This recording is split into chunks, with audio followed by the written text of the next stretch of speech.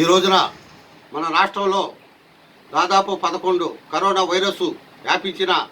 విధంగా ఉంది కాబట్టి దాన్ని అంతకుమించి ఒక్క అడుగు కూడా ముందుకు వేయకుండా ఉండాలంటే మనందరం కూడా మన ఇళ్లలోనే మనం ఉండి దాన్ని కరోనా మహమ్మారిని పారదోలేదానికి మీరంతా కూడా ఒక కుటుంబాల్లో విధంగా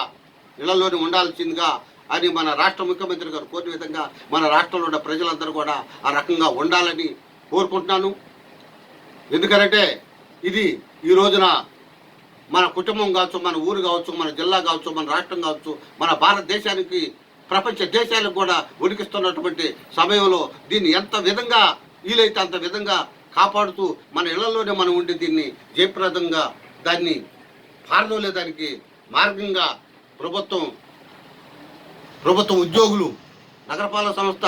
డాక్టర్లు వీళ్ళంతా కూడా ఎంతో కృషి చేస్తున్నారు. దాన్ని మీరు అంతా కూడా అర్థం చేసుకొని మీ ఇళ్లలోనే మీరు ఉండి దీన్ని పారదోలేదానికి ఎంతో కృషి చేయాలని చెప్పి మిమ్మల్ని కోరుకుంటున్నాను. అదే మన రాష్ట్ర వాద్య కళాకారులు,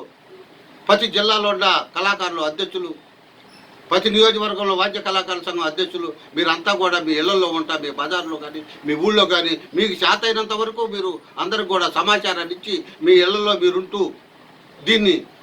కరోనాని మహమ్మారిని పారదోలేదానికి ఈ వాద్య కళాకారులు కూడా అందరూ కూడా నడుంగట్టి దీనికి మీరు సహకరించాలని ఈ ప్రభుత్వానికి, ఈ సిబ్బందికి ఈ ప్రభుత్వం